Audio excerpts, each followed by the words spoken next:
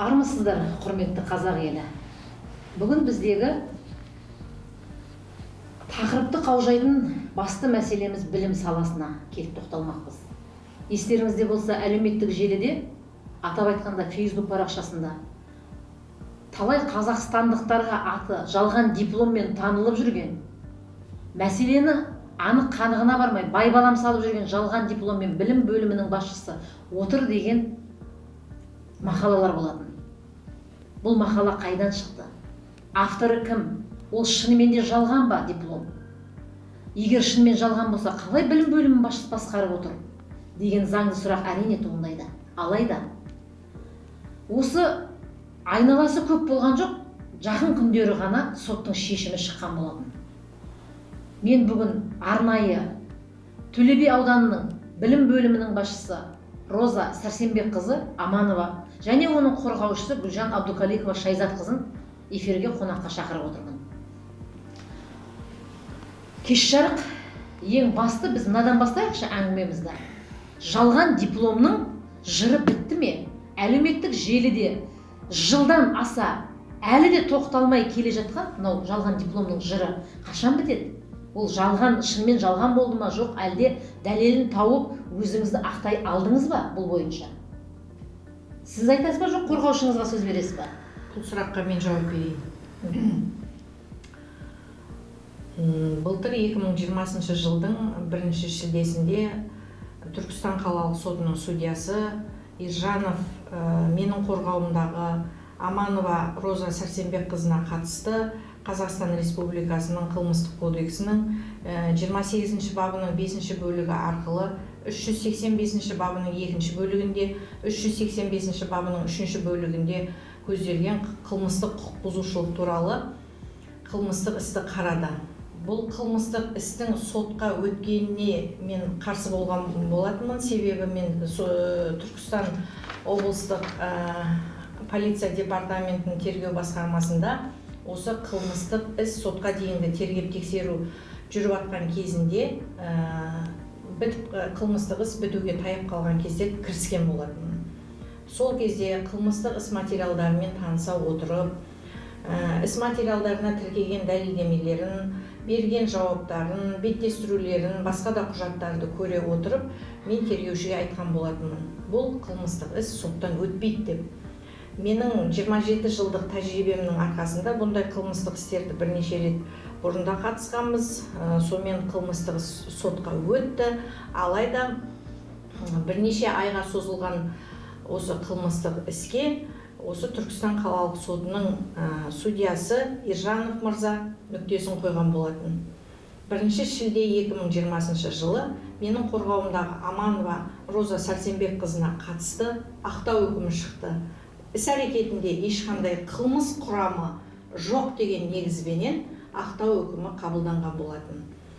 Бұл қылмыстық істің қозғалуына себепкер болған Төле би ауданының тұрғыны Асанова Ләззат ханымның бірнеше органдарға, құқық қорғау органдарына, әлеуметтік желіге жазған арыздары негіз болған. Алайда Асанованың құқығын бұзатындай ешқандай іс-әрекет жасалынбағаны, Төле би ауданында білім бөлімінің бастығы болып жұмыс істеп келе жатқан Аманова Роза Сәрсенбекқызының ешқандай қылмысқа қатысы жоқ екені жан-жақты толық объективті түрде зерделеніп, іс материалдарына құқықтық баға бере отырып, осындай сот актісі қабылданған болатын. Алайда осы сот актісінің қабылданғаннан кейін өздеріңізге белгілі, бұл жерде айып таққан, қылмыстық жауапкершілікке тартқан органдар, атап айтқанда полиция департаментінің тергеу бөлімі мен тергеу басқармасы менен прокуратура осы айыптау актісін бекіткен, олар жауапкершілігі шешілетін болғандықтан осы үкіммен келіспей апелляциялық шағым келтірген болатын. Алайда Түркістан облыстық сотының қылмыстық істер жөніндегі апелляциялық сот алқасының қаулысымен ақтау үкімі негізді заңды түрде қабылданған деп баға бере отырып, үкімді күшінде қалдырып, прокуратураның берген протестін, шағымын, қарсылық шағымын шағымын қанағаттандырусыз қалдыру туралы қаулы қабылданған. Осымен сот актісі қарағада, қарашағада бірдей, заң бәрімізге ортақ екені белгілі бола тұрғанымен, Асанова ханым өзінің басараздығының салдарынан қудалау арқылы тыныштық бермей, ары қарай әлеуметтік желіге жалған мәліметтер таратып, осындай жалған дипломмен неге отыр деген сұрақтарды қойып, жан-жаққа қайтадан шағымдар, арыздар кетіп, ол әлеуметтік желіде бірнеше айдан бері жылға созылған осындай жазбалар тоқтар емес. Сондықтан біз осы халықты, әлеуметтік желіні зерделеп тыңдап отырған халыққа осы нақты жауабын айтайық деп, Сүлеева ханымның интервью беруге біз келісіп отырмыз. Атап айтатын болсақ, бұл жерде сот нүкте қойды, ақталды. Ары қарай неге Аманова ханым қудаланады? Осы мәселе мені көп толғандырып жүр. Неге мемлекеттік қызметте отырған кейбір азаматтар соттың актісіне күмән келтіреді? Осы жағы, сол мемлекеттік қызметте отырған адамдардың өзі заңды біле ме екен? Оған түбегейлі оқыған ма екен сол заңды? Осы жағында мен бүгін қамтып кеткім келіп отыр. Ендеше бүгінгі таңда бұл үкім заңды күшінде. Дипломның жалған еместігі дәлелденді. Ал бірақ әлі де әлеуметтік желіде жазылған жалған дипломмен отырған Аманова қаншалықты заңды, неге үнсіз деген сияқты үндеулер, сіздің тарапыңыздан жауап жоқ. Неге осы үкімді алдына келтіре отырып, сіз ары қарай қудалау жолында, Аманова ханым, мен сізге қойып отырмын сұрақты, қаншалықты жұмыс жасауымызға кедергі келтіріп отырғандығы, бұл Асанова екеуіңіздің бас араздықтарыңыз неден басталды? Осыншама сізге өшігетіндей, шын мәнінде өшігіп, осындай мәселеге баратындай үлкен даuma орталарыңыздағы? Сұрағыңызға жауап беру дейін. Жалпы Асанова Ләззат Балтабайқызы біздің ауданымыздың аймақ тынысы газетінің редакторы болып жұмыс атқарған. 16-17 жылдарда жақсы тани бастадым, себебі ол кездерде мен Төле би аудандық білім бөлімінде кадр қызметін атқаратын. Даудың басы Дайрабайдың көксерінің аласерінен басталды демекші. 2017 жылы білім бөлімінің басшысы жұмыстан өз еркімен кеткеннен кейін міндетін атқару маған жүктелді.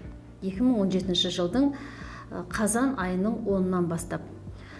Дәл осы кезден бастап Асанова Ләззат ханым келіп, ол кезде бүкіл аудандағы газеттер, мектептердің барлығынан 100% газетін жазылатынбыз. Және ол газеттерді тасымалдау, яғни прессас болатын. Сол тапқан табысына қанағаттанбады ма, ол кісі келіп тендер сұрады. Былайша айтқанда, даудың басы міне сол жерден басталып тұр. Тендер сұрады. Тендерді неге сұрады? Нақтылап кетсеңіз. Тендерді нақты сұрағанда, ол жерде ол кез келген жұмысты атқаруға, кез келген затты сатып әкелуге. Сонымен жылдың аяғында, яғни желтоқсан айында біз ол кісіге шағын орталықтарға ойыншықтар, әртүрлі оқу құралдарын әкелуге және де біраз мектептердің қазандықтарын жөндеу жұмыстары бойынша жалпы құны 5 миллион теңгені құрайтын тендер бердік. Сонымен ол кісі біраз тынышталған болатындығын және де осы жағдаймен параллель, яғни қарама сол кездерде жүріп жатқан сіңлісі Асанова Нұрханның мәселесі. Асанова Нұрхан 16-шы мектепте тәрбие жөніндегі директордың орынбасары қызметін атқарып жүрді да, сол мектепке мұғалімдер арасында дау туындады. Сол мектепте жүріп. Даудың басы ол мектептегі жағдай қалай болды? Жалпы Нұрхан Асанова мектептегі әрбір жүрген жүріс, тұрыс барлығында монтаждап, әртүрлі жала жауып, әлеуметтік желіге сала бастағаннан кейін коллектив жалпы мектептің ұжымымен соттасты. Сонымен 2018 жыл келді. 2018 жылы коллектив пен Асанова Нұрханның соттасуының арқасында Асанова Нұрханға соттың жеке қаулысы шықты. Педагогқа жат қылық танытқаны үшін шарасын көру туралы жеке қаулы шықты. Ол қаулыны негізінде мектеп директоры Асанова Нұрханды жұмыстан босатты. Дәл осы кезден бастап жағдай мүлде ушықты. Асанова Ләззат өз тарапынан шабуылды маған бастады. Мен қанша жазбаша түрде, ауызша түрде жауап бергеніммен, жалпы мектеп директорының құзырына, мектептің директорының орынбасары мен техникалық қызметкеріне дейін жұмыстан қабылдау, жұмыстан босату мектеп директорының құзырында екеніне құлақ түрмеді, яғни оның бәріне мені кінәлады. Сонымен 2018 жылдың наурыз айында 18 миллиондық, жалпы құны 18 миллиондық мектептерге краска, әк заттарын әкелу үшін конкурс жарияланатын болды. Асанова ханым сол кезде келіп, егер осы жаңа 18 миллиондық красканы мен әкелемін, маған бермесеңдер, мен одан да әрі шулатамын. Әлеуметтік желіге әртүрлі жазба жариялайтындығын айтып, сонымен біз оған қатыстыруға, жалпы конкурстың ашық түрде өтетіндігін түсіндіріп айттық. Сонымен ол өзінің аймақ тынысы газетінің лицензиясы арқылы қатысты. Яғни оған өздеріңіз... Яғни ол 18 миллион тендерді алды ма? Алмады. Себебі құжаттары тура келмеді. Сонымен тағы сол кездерде тағы да бірнеше жазбалар шықты. Жазбалар оның бірі сол кезде әптен әйгілі болған служебный роман деп жазған жаңағы видеосы болатын, жазбалар болатын. Соның бәрін тоқтатамын. Сонымен май ай келді, тоқтатамын, егер жетім балдарға берілетін 15 миллиондық киім кешекті маған берсеңдер деген оның қойған талабы болды. 15 миллиондық киімді жалпы мынау мемлекеттік сатып алу барысында бізде 50%-ға дейін жалпы отандық өнімдерге беріледі. Оның ішінде мүгедектер қоры арасында ойнатылады конкурс деген. Сондықтан ол жерге ол Асанова Ләззат өз атынан қатыса алмайтын болды. Сондықтан ол өзінің қор ашатындығын, мүгедектер қорын ашатындығын хабарлап, бізді күте тұруымызды сұранды. Сұранды деуге келмейді, былайша айтқанда бопсалады деуге келеді. Сонымен бір ай бойы күттік. Ол кісі сол кезде Жас талап деген мүгедектер қорын ашты. Оның құрамына Асанов Сейтбек інісі, келіні, қызы Байнияз Арайлым, жалпы 14 адамнан құралатын, өзінің туыс туғандарынан құралған мүгедектер қорын ашты. Бір ай сонымен уақыт өтті. Біздің де конкурсқа беретін уақытымыз өтіп жатыр. Сөйтіп жүргенде ол тағы да қатысамайтын білдік, себебі республика реестрге енбеген. Сондықтан бізде әрі қарай уақыт болмады. Өз кезегінде біз конкурсты жарияладық. Сол кезде жеңімпаздар шықты. Өзіміздің Төле би ауданындағы соқырлар қоғамы ұтып алып, сапасы дұрыс киімдер әкелді. Жалпы осы 2018 жылы осындай бопсалау, осындай жаңағы шантаж дейміз ба, бір қорлау арқылы менің ар-намысыма тигені үшін біз жолдасымыз екеуміз сотқа берген болатындығымыз. Ол кезде қылмыстық кодекс, яғни 130 баппен Асанова Ләззат соттың шешімімен кінәлі деп танылды. 130 бап бойынша кінәсі толық сотта дәлелденді. Оны менің сыртымнан айтылған жазған посттардың бәрі жалған екені дәлелденді. Сол кезде бір айта кететін жағдай, 2018 жыл, бір жылдың ішінде Асанова мен туралы жалпы менің атымды атап 562 пост жариялаған екен. Өте көп екен. Біз соның барлығында сотқа ұсынып, өз кезегінде шешім шықты. Одан әрине апелляцияға берді. Апелляцияда алғашқы соттың күшінде қалдырды. Яғни Роза ханым, яғни былай ғой, сонда ол сотқа мен де қатыстым, оны білеміз. Бірақ бұл жерде сонда Асанова өзінің дегенін жасату үшін сіздерді бопсалап, шантаж жасап, қорқыту арқылы тендерлер алып отырды, Сонда сіз келген жұмыста енді тендерларға былай айтқанда біздің жалпақ тілмен айтқанда кислородты жабу дейді ғой, тендерларды бермеу. Өзіңіз әдейі бермедіңіз ба, жоқ әлде заң талаптарын сіз талап еттіңіз ба? Әрине бұл жерде заң талаптары, себебі тендер деген ол адамның қатысуынсыз, ол порталда, компьютерда, оған республиканың түкпір-түкпірінен кез келген азамат қатыса алады, кәсіпкер қатыса алады, және де ол ашық порталда ойнатылады. Оны ішкі аудит үнемі бақылауында ұстайды. Бұл жерде тендерді біреуге беріп қойыпты, немесе тендерден пәлен жаңағы бұрмаланыпты деген сөздерге мен сенбеймін. Себебі кез келген азамат білім бөлімінің қазіргі жағдайда да бейін нөмірін терсе, білім бөлімі кіммен шарт жасасты, қай кезде, қанша сумаға шарт жасады, ол конкурс қалай өтті, талаптар сақталды ма, сақталмады ма, барлығы шығып тұрады. Кез келген адам көре алады. Енді сол бопсалау бойынша сіз тағы да құзырлы орындарға шағымдандыңыздар ма? Шағымдандық.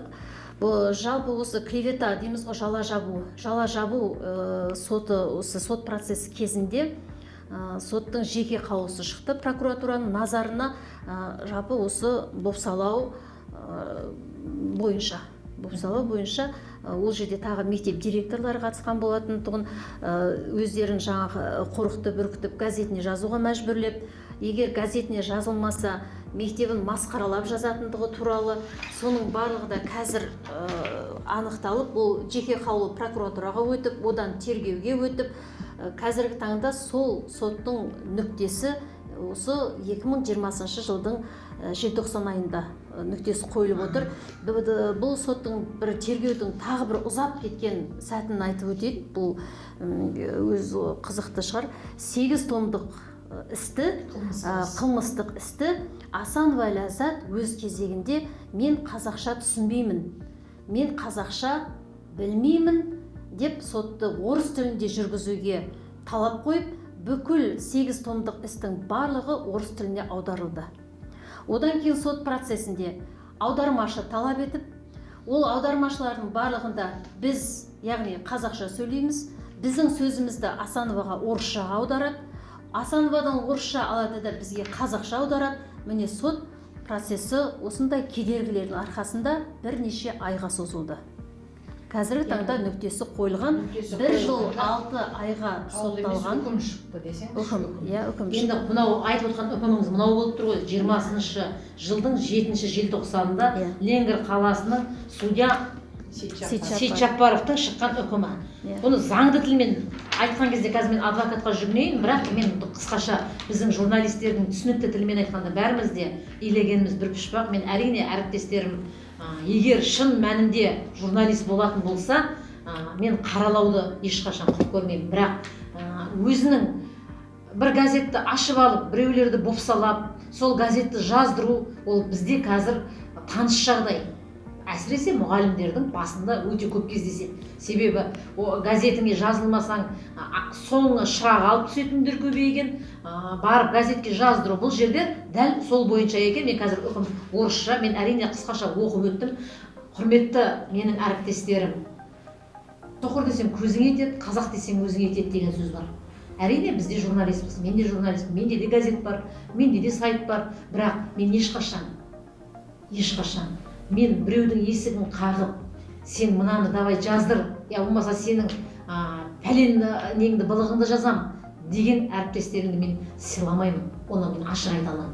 Енді ең бастысы, біздің журналист деген кім? Журналист деген халықтың мұңын билікке жеткізуші, билік пен халықтың ортасындағы дәнекер болатын қыл көпір.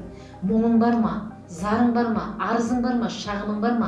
Бұқаралық ақпарат құралдары, яғни менің әріптестерім журналистер, қаншалықты заңды, қаншалықты бұл заңға келеді, заңға томпақ емес пе? Журналистік зерттеу жүргізу барысында анықтап, жікке бөліп, өзінің көзқарасын ысыра тастап, бірінші орында халықтың көзқарасымен, халықтың ойын жеткізу үшін жұмыс жасайтын біздер журналистер. Міне Ахмет Байтұрсыновтың өзі кезінде айтып өткен, журналист халықтың көзі, құлағы һәм үні.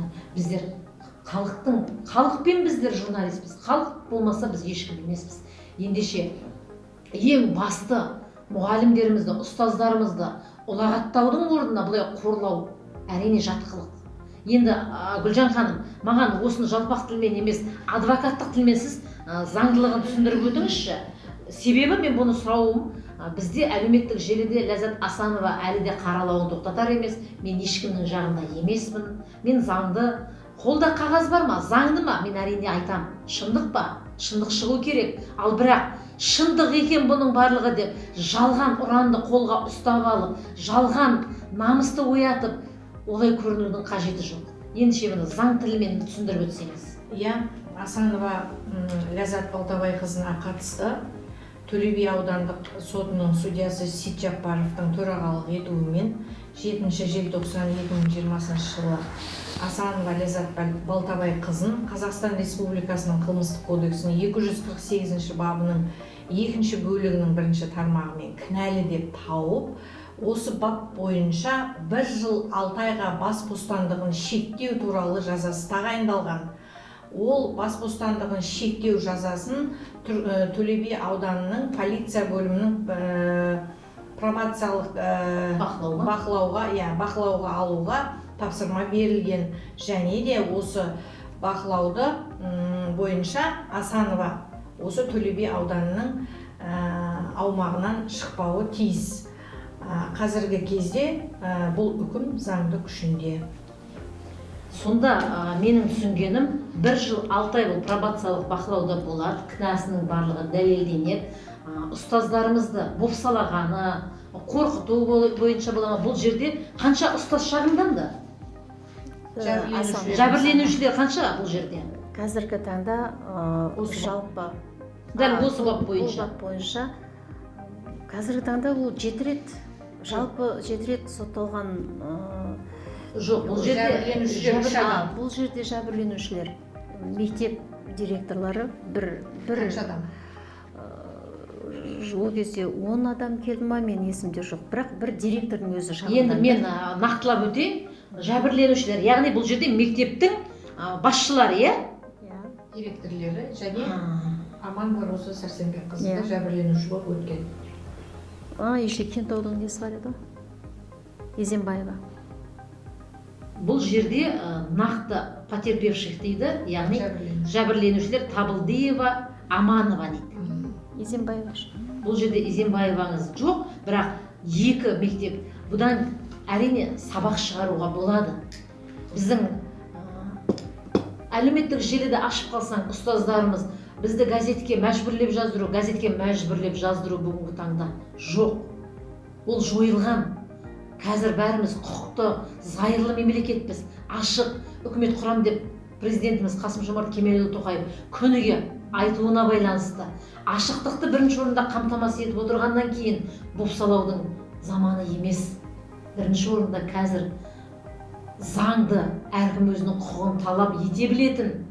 Ол жаңа қолымда телефоным бар екен, мен барып түсірсіп, оны қорқытсам болды, олар бұға қалады, мемлекеттік қызметкер ғой дегеннен аулақ болайық. Себебі ең басты мәселе мемлекеттік қызметкерлікте. Яғни сізге де мемлекеттік қызметкер болғаннан кейін мемлекеттік қызметкер туралы әдеп кодексіне жат келеді ғой бұл. Соттасып жүру, біреумен қудалау. Ендігі бүгін таңда сіздердің Түркістан облысының білім басқармасына сіздер өттіңіздер, иә? Мен хабарым білуінше, сіз әлі де қудалауда да екенсіз. Қандай қысым көрудесіз? Бұл әлі тоқтамады ма жалған диплом? Бұл соттың шешімінен жоғары ештеңе жоқ. Бұл уже заңды күшінде болғаннан кейін, бұл соттың шешімін назарға алып, өзіңіздің әріптестеріңіз сізді қолдап, қуаттап, бұл да уже соттың шешімі шықты. Мінекей, енді жұмысыңызды істеңіз деген сияқты ондай келісім болып жатқан жоқ па орталарыңызда?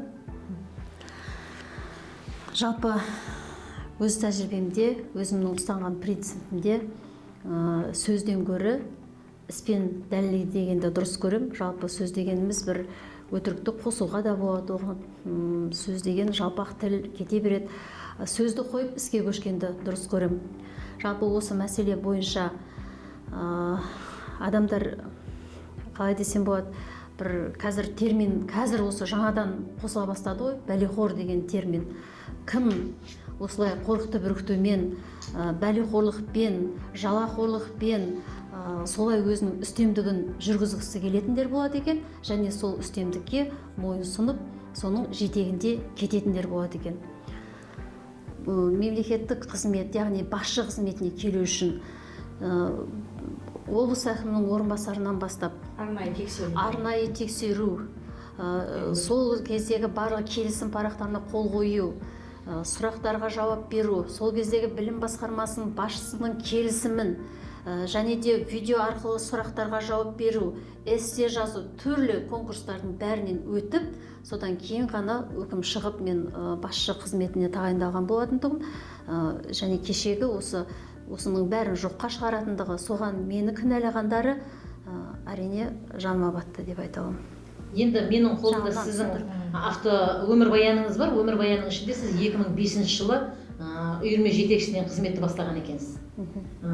2009 бен 2010-да бастауыш сынып мұғалімі. 2011 жылы әдіскер болып білім бөліміне келгенсіз, Төле бидің. Енді 2011 мен 2015 жылға дейін кадр енді мемлекеттік қызметке ауыстыңыз. Яғни 4 жыл мемлекеттік қызметіңіз бар. 2018-де білім бөлімінің басшысы. Сіз тағайындала сала қудалауға ұшырап отырсыз ба сонда? Солай десем болады. Жалпы менің осы өткен өмірім көп қызықтырып кетті. Осы қызметке қайта кірісіп, бір рет есеп беру барысында осы сұрақтарға жауап беріп өткенде болатындығым, оны ешкім елемегенде болу керек. Тағы бір қайталап айта өтейін. Мектепті 1995 жылы Түркістан қаласындағы Абай атындағы мектеп интернатында алтын қызыл куәлікпен бітірдім. Бітіре салысымен сол жылы Қазақ-Түрік университетіне оқуға түстім, филология факультетіне, күндізгі бөлімге. Тұрмысқа шығуыма байланысты бірінші курсты күндізгі бөлімде бітіріп, мен академиялық отпуск алып кеткен болатындым. Содан кейінгі өмірім бала бірінші кезекте семьяны қойдық. Қазіргі жағдайда, қазіргі кезде ата енем, бала шағам, 2 ұл 2 қызым, 3 немерем бар, Құдайға шүкір. Осылардың арасында жүріп оқыған оқуым болатындығын, және 2005 жылдан бастап мен Ленгір қаласындағы Қаныш Сәтпаев атындағы мектепте үйірме жетекшісі болып жұмыс бастадым. Яғни 2005 жылы өздеріңіз сезіп отырғандай қолымда диплом болмады, ал үйірме жетекшісіне диплом қажет етілмейтін. 2009 жылы барып, мен жолдасымның жұмысына байланысты Кентау қаласына көшіп бардық.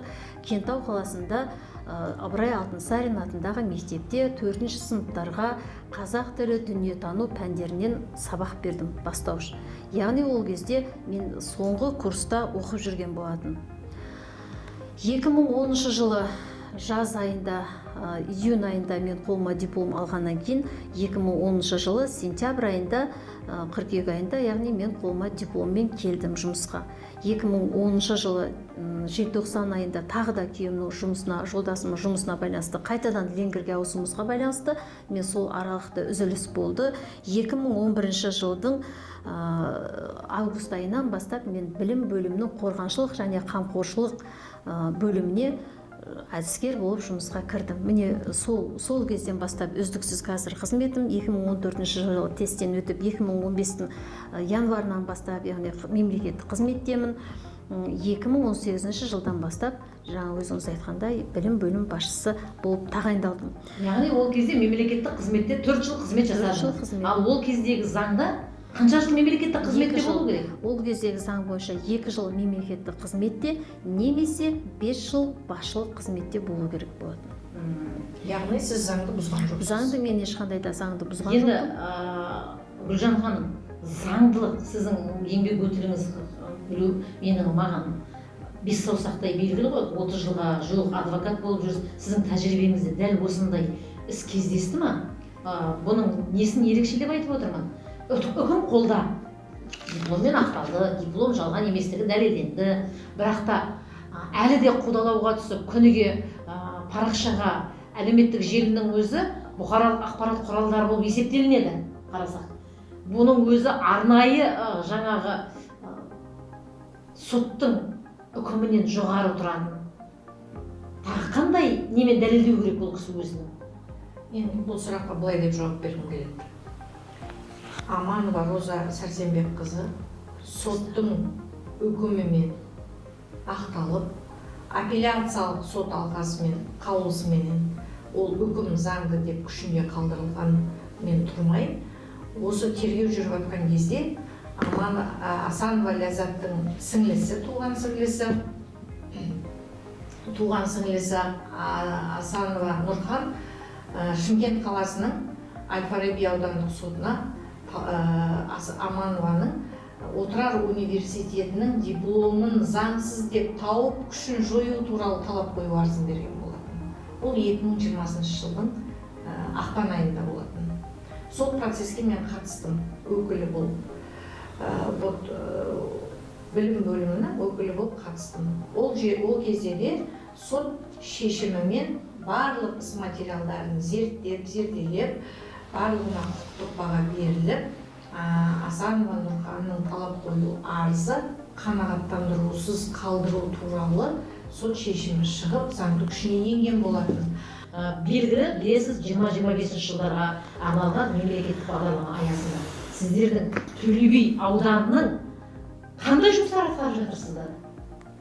Сізге күмән келтіретіндей соңғы көрсеткіштесіздер ме? Жоқ, жалпы Төле би аудандар бойынша соңғы көрсеткіште деп айта алмаймын. Керісінше алдыңғы қатардан орын алады. Жалпы Қазақстан Республикасының білім беруді дамыту мен ғылымды дамытудың 2020-25 жылдарға арналған мемлекеттік бағдарламасын іске асыру мақсатында жалпы ауданда не жасап жатырмыз, сол ғой сұрағын түсіндіңіз. Бұл бағдарламада басымдық неге береді? Жалпы білім сапасын қалай көтереміз деп, мынау біз әбден үйреніп қалған не бар, қала мектептері мықты, жақсы, ауылдан келген ауыл мектеп деген.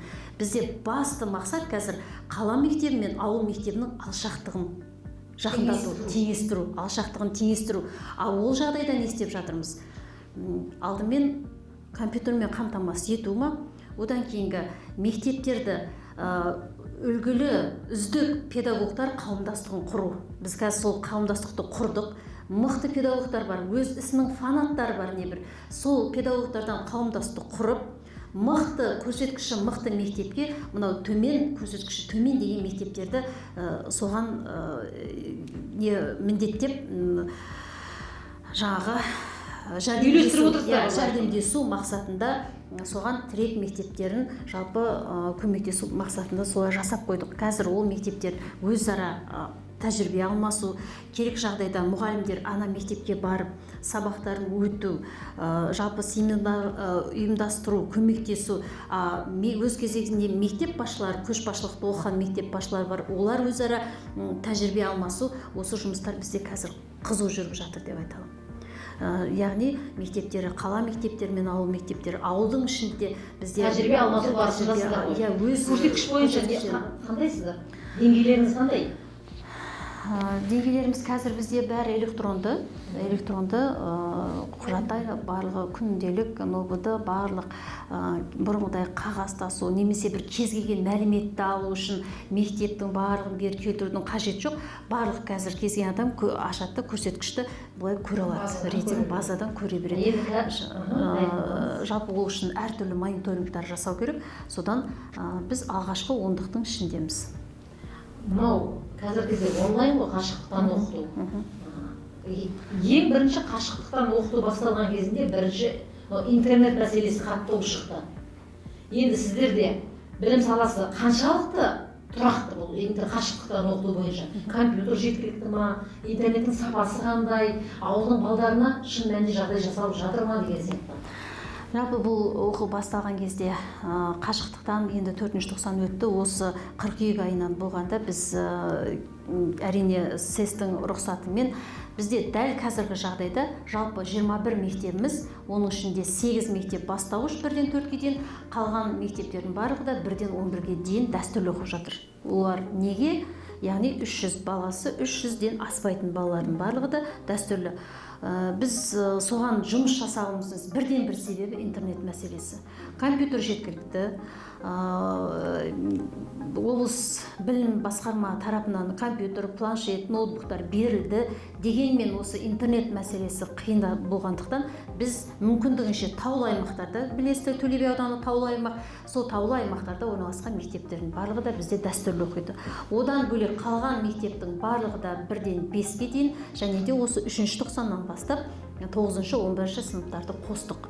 Яғни біздің ауданда қазіргі таңда барлық білім беру мекемелері ешқайсысы түгелімен онлайнға кеткен мектеп жоқ, барлығы да кезекші сыныптарда және дәстүрлі сабақтарын оқуда. Дұрыс түсінікті. Енді мынау уақыттарыңызды бөліп келгендеріңізге біріншіден алғыс. Себебі құрметті көрермендер, мен көкейдегі сұрақтың жауабын алдым деп ойлаймын. Әрине сіздер үшін. Себебі әлеуметтік желіде қалай пікірлерді өзімізде оқып жүрміз, көзіміз шалып жүр. Неге жалған дипломның жыры бітпейді? Бұл ешқандай моральдық құқы жоқ басқарып отыруға білім бөлімін. Я болмаса Құқайды көріпті-ау мына Асанова деген сияқты неше түрлі пікірлерді оқып жатырмыз, куәсі де болып жатырмыз. Ал шын мәнінде оқиғаның қандай екенін өздеріңіз өз құлақтарыңызбен естіп отырсыздар. Ұстаз қашанда ұстаз, ұстаз қашанда ұлы. Мені де ұстаз тәрбиеледі, сізді де ұстаз тәрбиеледі. Ендеше ұстаздарымыздың мәртебесі биік болу үшін бірінші кезекте барынша жағдай жасайық ұстаздарымыз үшін. Ұстаздарымыздың мәртебесі биік болсын десек, бопсалау, я болмаса қорқыту, үрей, ондай жолмен емес, жасап жатқан істерін насихаттап көрсету мақсатында. Мінекей, біздің әріптестік, біздің журналистердің нағыз қолдарынан келетін көмектерін осы деп білемін. Қашанда жақсы күндерде Алла бізді жолықтырсын, сау сәлематта болайық. Ең бастысы, жаладан аман болыңыздар. Сау болыңыздар.